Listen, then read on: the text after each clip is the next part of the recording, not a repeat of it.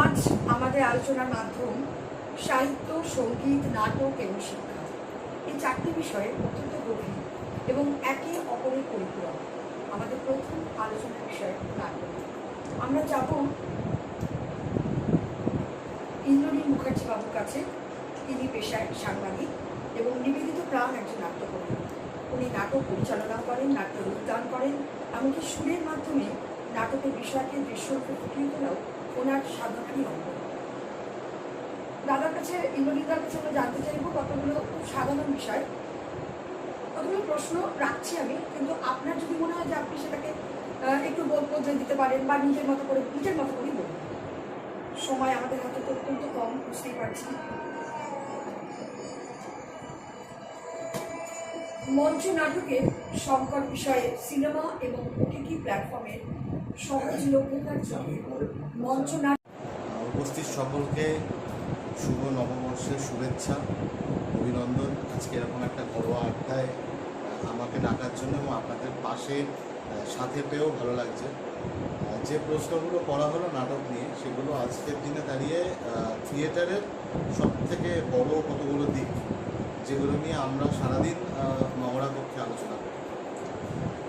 দর্শক থিয়েটারে কমে যাচ্ছে যদি বলা হয়, তাহলে অনেকটা হচ্ছে ওই দাঁড়িপাল্লার দুদিকে।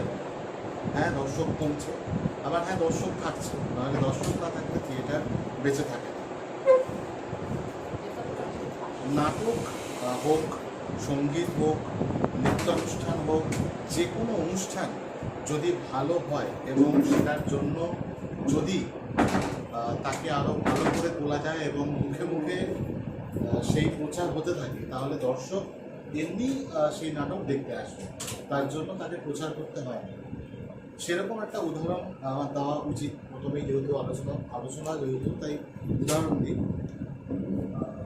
কোজাগরি বলে একটি নাটক, কৌশিক চট্টোপাধ্যায় পরিচালিত। নাটকটি প্রথম যখন শুরু হয়েছিল, ওরা কোনোরকম কোনো বিজ্ঞাপন করেনি। আজ থেকে 10 বছর আগে আনন্দবাজারে বিজ্ঞাপন না দিলে লোকে নাকি নাটক দেখতে যেত, এরকম একটা ধারণা ছিল। ওরা ঠিকই করেছিল, ওরা বিজ্ঞাপন দেবে না। ওদের প্রথম show houseful, second show houseful, third শোয়ে লোকে টিকিট কেটে মাটিতে বসে দেখেছে। তাহলে নাটকটায় কী ছিল?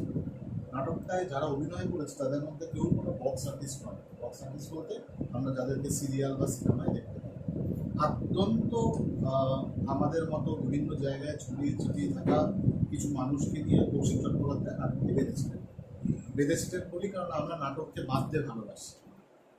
রবীন্দ্রনাথ যেরকম সব কিছু নিয়ে কাজ করতেন, কৌশিক চট্টোপাধ্যায়ও অনেকটা ওই ফর্মেই কাজ করেন। মানে উনি যখন কোনো কাজ করেন, তার স্ক্রিপ্ট থেকে আরম্ভ করে তার গান, তার নাচ, তার কোরিওগ্রাফি, মঞ্চ, তো ওখানে যারা অভিনয় করেছিলেন তারা কেউ পরিচিত না, তাহলে কেন লোক দেখতে এসছে?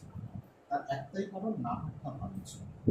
এবার নাটকের ক্ষেত্রে কিছু কিছু জায়গায় সাহিত্য নির্ভর নাটকের কথা চলে আসে। আমার পরে যিনি সাহিত্য নিয়ে বলবেন, তিনি তার আলোচনায় নিশ্চয়ই উল্লেখ করবেন। প্রচুর আমরা দেখেছি যে রবীন্দ্রনাথের নাটক আজও প্রাসঙ্গিক।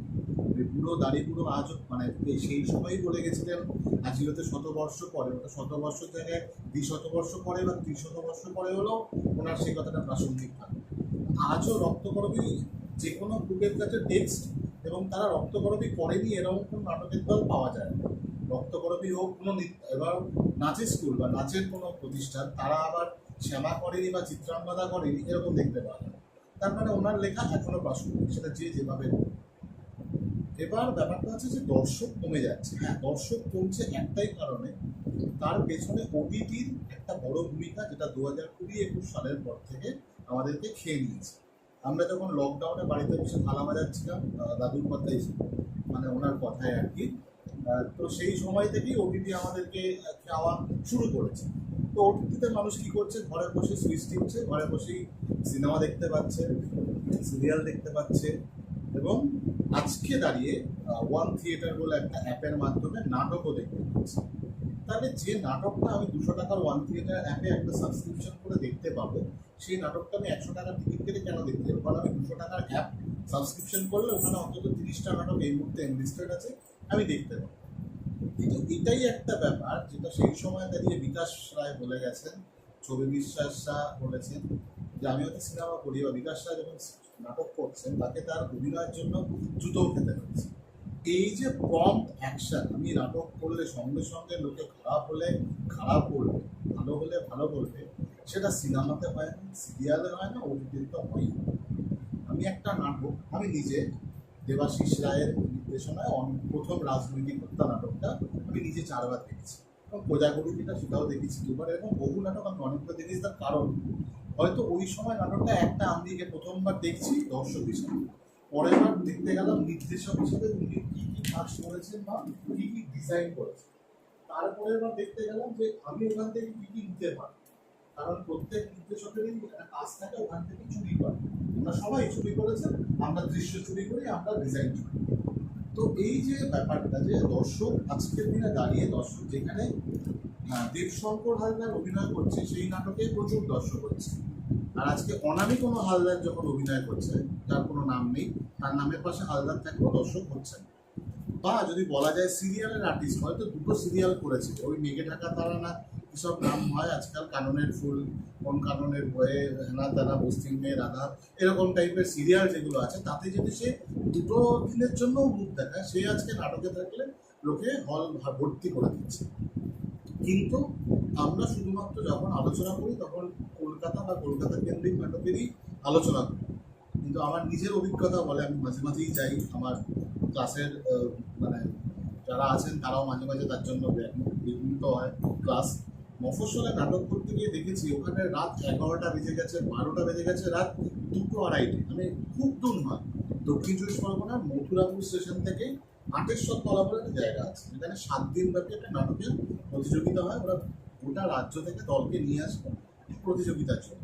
সেখানে রাত আগের বছর মানে 2024-এ রাত 2:20 আমি যখন অভিনয় করতে উঠছি তখন সামনে অন্তত 600 লোক বসে নাটক দেখছি। ওই লোকগুলো কলকাতায় এসে নাটক দেখতে পারে না, তাই আমরা হল ফাঁকা দেখি, তাই আমরা বলি নাটকে দর্শক হচ্ছে। তাই জন্য এই কথাটা একদমই ভুল যে নাটকে দর্শক হচ্ছে। নাটকে দর্শক হচ্ছে, মফস্বলে হচ্ছে, গ্রামে গঞ্জে হচ্ছে, কারণ তাদের কাছে ওই ওটিটিটা নেই। তাদের বিনোদনের মাধ্যমটা হচ্ছে ওই নাটক, ওই যাত্রাপালা। এবং যাত্রাপালায় যে ভিড় হয় সেই ভিড় আজকের এই সরকারের ক্ষমতায় থাকা বিধায়ক বা বিদায়ী বিধায়কদের জনসভাতেও হয় না, তাদের যাত্রাপালা বা নাটকে যে ভিড়টা হয়। তারপরে দর্শক হয় না এটা ভুল। কলকাতায় দর্শক হয় না, কারণ কলকাতার দর্শকরা বিনোদনের অনেক মাধ্যম আছে। ওখানে রাত 2টোর সময় 1টার সময়ও লোকে চপ মুড়ি খায়, আর আমাদের এখানে খিদে পেলে আমরা সুইগি জোম্যাটো দিয়ে খাবার আনি। তার মানে আমাদের হাতে হাতে ওই মোবাইল নামক যে বস্তুটা আছে সেটাতেই সব সলভ হয়ে যাচ্ছে, সেটা নাটক হোক, থিয়েটার হোক, সিনেমা, বিনোদন যাই হোক, খাবার দাবার সব কিছু। কিন্তু মফস্বলের লোকের কাছে এখনো লাইভ সরাসরি দেখা, খাওয়া, শোনা সবটাই লাইভ। যার জন্য এই শহরের লোকরাও হচ্ছে গ্রামেগঞ্জে শো করতে পারলে একটা গিয়ে কেমন আছো বন্ধুরা বলে বলার জন্য, যাওয়ার জন্য খেয়ে থাকে যে মেদিনীপুরে কবে একটা শো করবো, কবে একটা বর্ধমানে শো করবো, তারাও গ্রামেগঞ্জে শো করতে চায়। তার ফলে ওটিটি আসুক আর যাই আসুক না কেন, নাটক বন্ধ হবে না, নাটকের দর্শকও যে দর্শক আছে থাকবে। হ্যাঁ, কলকাতার কেন্দ্রিক যে দলগুলো বা কলকাতার যে হলগুলো, তাতে এখনো একাডেমির মতো মঞ্চ 16,000 টাকা 18,000 টাকা ভাড়া দিয়ে যে দলগুলো বুক করে তাদেরকে দিনের শেষে 100টা দর্শক নিয়ে নাটক দেখতে হয়, তাদের খারাপ লাগে, আমাদেরও খারাপ লাগে। মধুসূদন মঞ্চ বা শিশির মঞ্চের মতো হল এমন দিনে আমরা পাই হয়তো দর্শক হয় না, কারণ উইকডেজ লোক হচ্ছে না। কিন্তু একটু কলকাতার বাইরে হাওড়া হুগলি পেরিয়ে ওদিকে গেলেই দেখা যাবে উইকডেজ বা উইকেন্ড কোনো ব্যাপার নয়, দর্শক আছে, দর্শক থাকবে। এবং নাটকের দর্শক তো মানে কোনোদিনই যাবে, এটাই আমার মনে হয়। মানে নাটক আসলে এমন একটা সমাজ মাধ্যম যেটাকে আমরা কিছুতেই ফেলে দিতে পারি না, বা আমরা অ্যাভয়েড করেও যেতে পারি না।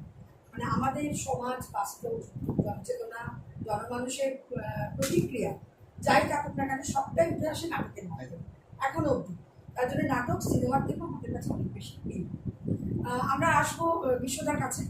বিশ্বদা, এই প্রসঙ্গে উনি যেটা বললেন, তো আপনার কি কিছু, অ্যাকচুয়ালি আপনার একটা গান আছে নাটকের সাথে